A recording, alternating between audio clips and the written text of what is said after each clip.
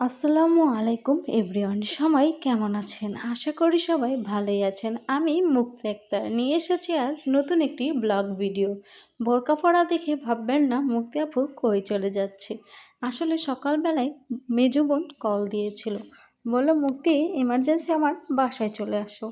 আমি তাই বললাম ঠিক আছে, আমি তোমার বাসায় চলে আসব গোসল করে স্টুডেন্ট পড়িয়ে। তারপর আমি অটোতে উঠে পড়লাম। ছোট একটা ভাগ্নি আছে, তার জন্য কী নেব ভাবতেছি, ভাবতে ভাবতে নিয়েই ফেললাম। যেহেতু আমি স্টুডেন্ট, আমার তেমন একটা সামর্থ্য নেই। আমার সামর্থ্যের মধ্যে যা আছে তাই নিয়েই কিন্তু আমি যাচ্ছি। একটু চিপস নিলাম, একটা ড্রিঙ্কও নিলাম, একটা কোন নিলাম আর দুটো চকলেট নিলাম। এই নিয়েই আমি ওদের বাড়ি রওনা দিলাম। দেখতে দেখতে ওদের বাসায় ঢুকেই পড়লাম। তারপরে ওদের বাসার বারান্দা দিয়ে উঠে গেলাম। যেই দেখি ঘরটা অন্ধকার। বললাম আপু কই? ভাগ্নি ঘরটা তাড়াতাড়ি করে আলো জ্বালিয়ে দিল। আপুর রুমে চলে আসলাম। তারপরে এসে কি করব ভাবতেছি, বললাম আপু কোথায়? তারপরে আমি একটু ফ্যানের নিচে রেস্ট নিয়ে এলাম, আপনাদেরও একটু দেখাচ্ছি। তারপরে ভাগ্নি আমাকে বলল খালামণি কিছু নাস্তা খেয়ে নেও। ও ফ্রিজ থেকে একটি মিষ্টি, একটি লাড্ডু আর একটা সমোসা বের করে দিল। আমি বললাম দেখ আমার গ্যাসের প্রবলেম, কিন্তু এগুলো আমার প্রচণ্ড পছন্দের খাবার। তো আমি আর সহ্য না করতে পেরে তেনোটাই খেয়ে নিয়েছি, কারণ এগুলো মিষ্টি জাতীয় জিনিস আমি খুব পছন্দ করি। ছোটোবেলা থেকেই মিষ্টি আমার অনেক ভালো লাগে। তারপরে আমি খুব সুন্দর করে মিষ্টিগুলো খেয়ে নিচ্ছি, ভালোই লাগতেছে। একটি কালো জাম দিয়েছে, একটি লাড্ডু দিয়েছে আর একটি সমোসা দিয়েছে। আগে আমি কালো জামটা শেষ করে নিই, তারপরে দেখা যাক কী খাওয়া যায়। কালো জাম শেষ করেই আমি সমোসা নিয়ে নিয়েছি। এখন আমি দূরে দাঁড়িয়ে রয়েছি, দেখি আমার ভাগ্নি চলে এসেছে। এই সেই ছোট ভাগ্নি যার অপেক্ষায় এতক্ষণ ছিলাম। তারপরে আর দেরি না করে আপুর কাছে চলে গেলাম। রেস্ট নেওয়া হলো, মিষ্টি খাওয়া হলো, নাস্তা পানি খাওয়া শেষ করে এখন দেখি আপু বেশ আয়োজন, খুব বড়সড় আয়োজন নিয়েই সে বসেছে। দেখতেছি সে রোস্ট ভাজতেছে, খুব সুন্দর করে মাটির চুলায় কিন্তু ভেজে নিচ্ছে। সে কিন্তু অনেক অভিজ্ঞ, যার কারণে সে মাটির চুলায় পারে। ওনার কিন্তু গ্যাস আছে, তাও সে মাটির চুলায় বসেছে। আমি বললাম আপু তুমি যে মাটির চুলায় বসেছো, তুমি কি পারবা রান্না করতে? সে বলবো কেন পারবো না, আমি তো তোমার মতো না, আমি সব কাজ পারি।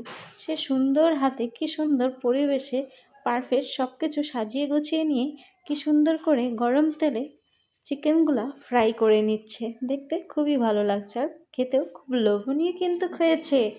দেখতে থাকুন আর কী কী রান্না করে আমার আপু। আমি গরমের মধ্যে আপুর সাথে দাঁড়িয়ে দাঁড়িয়ে দেখছিলাম আর গল্প করছিলাম। বলছিলাম তুমিও দেখতে দেখতে রান্না করা শিখে গেলে।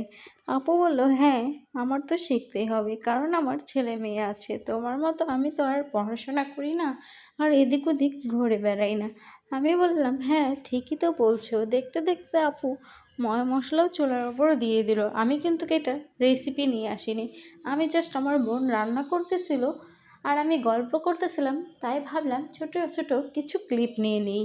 আপনারা আবার কেউ ভুল করেও রেসিপি চাবেন না, বলবেন না মুক্তি আপু একটু রেসিপি দিয়েন। খুব সুন্দর করেই আমার বোন দেখুন তো পাশে দুধ আর দই গুলিয়ে নিচ্ছে। আপু কিন্তু ভালোই রান্না পারে, দেখেই কিন্তু বুঝতে পারছেন। যা ভালোই হয়েছে। আপু কিন্তু আমাকে যে দাওয়াত করে খাওয়াবে আগে থেকে বলেনি, শুধু বলেছিল আমার বাসায় একটু আসো, দেখা করে যাও, একটু দরকার আছে। আসলে ও আমাকে কখনো ডাকলে বেশিরভাগ সময় আমি যাই না, বলি যে আমার এই দরকার আছে ওই দরকার আছে, বা পোলাপান পড়ানো আছে, স্টুডেন্ট পড়াই তো আমি কিছু, স্টুডেন্ট পড়ানো আছে, আমার সময় নেই। এজন্য আমার বাপু বলেছিল আমাকে ইমার্জেন্সি আসো। আজ শুক্রবার ছিল, তাহলে আমি চলে গেলাম আমার বোনের বাসায়। যেই দেখি ধুমধাম রান্না, কি সুন্দর করে ও ময় মশলা দিয়ে একদম চুলায় খুব অভিজ্ঞ হাতে নাড়াচাড়া করছে। আগুনটাও দেখুন কি সুন্দর পারফেক্টভাবে জ্বলতেছে। কিছুক্ষণ পর দেখে আবার টক দিয়ে দিচ্ছে। আসলে যারা রান্না জানে তারাই বুঝতে পারে যে কোনটার পর কোনটা দিতে হয়। ভালোই তো বাদাম বাটা কত কিছু যে দিল এটার মধ্যে, দই দুধ আবার সস আবার মশলা, খুব সুন্দর করে দেখুন ভেজে রাখা চিকেনগুলোও দিয়ে দিল। অবশেষে কিন্তু রান্নাটাই ফুল কমপ্লিট।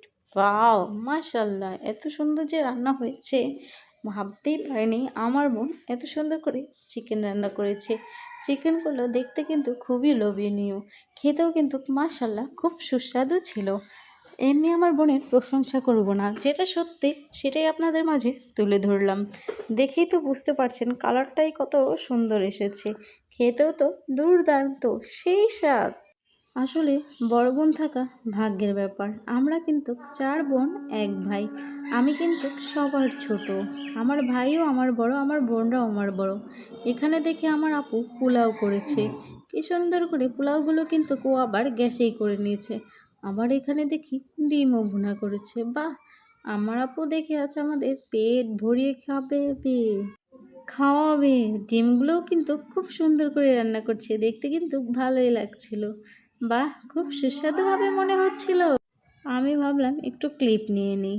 এরপর আমরা রুমে চলে যাই। রুমে যেতেই আপু আর বসে রইল না। এখন দেখি আপু সালাদ কাটতেছে। আমি বললাম, এত তাড়াহুড়ো করো কেন? আপু বলল, সব কিছু রেডি করে সবাই মিলে একসাথে খেতে বসবো। একসাথে খাওয়া সুন্নত। আপুর বাসায় এসে ভালোই লাগে, কিন্তু আমি আপুকে বেশি একটা সময় দিতে পারি না। নানান কাজে ব্যস্ত থাকি। বিভিন্ন কাজ আবার আমার আছে। শুধু কাজ বললেই চলে না, মোবাইল টেপাই আমার কাজ। এটাই আমার বিজনেস। যাই হোক, আপু কিন্তু খুব শৌখিন, খুব পরিষ্কার পরিচ্ছন্ন, একদম ওকে দেখলেই বোঝা যায় ও খুবই পরিষ্কার পরিচ্ছন্ন। দেখছেন তো কতগুলো সালাদ কেটে নিয়েছে। অবশেষে আমার বোন আমাদের সবাইকে একসাথে খেতে দিয়েছে। আমাকে কিন্তু একটি রোস্ট তুলে দিয়েছে, সবাইকে দিয়েছে। কিন্তু আমি খাচ্ছি, আমার ভাগ্নে আমার সাথে দুষ্টুমি করছে। এই খালামণি আমার পিকটা নিও।